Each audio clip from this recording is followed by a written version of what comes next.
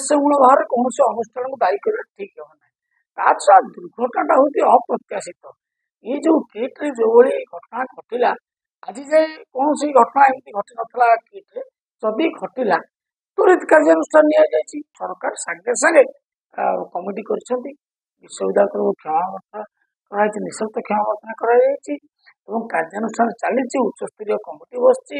ଓଡ଼ିଶା ନେପାଳର ସମ୍ପର୍କ କେମିତି, ଭାରତର ସମ୍ପର୍କ କେମିତି ଅକ୍ଷୁଣ୍ଣ ହେବ ସେଥିପାଇଁ ଉଦ୍ୟମ ଚାଲିଛି।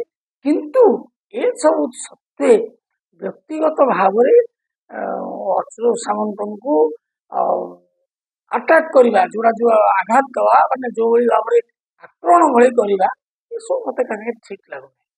ଯାହା ଚାଲିଛି ତଦନ୍ତ ତା ବାଟରେ ଚାଲିବ। କୋଉଟା ଠିକ କୋଉଟା ଭୁଲ ସେଟା ନିର୍ଦ୍ଧାରଣ କରାଯିବ। କିନ୍ତୁ ତା ବୋଲି ଗୋଟେ ଅନୁଷ୍ଠାନକୁ ଗୋଟେ ଉଦ୍ଦେଶ୍ୟମୂଳକ ଭାବରେ ବ୍ୟକ୍ତିବିଶେଷଙ୍କୁ ବଦନାମ କରିବାଟା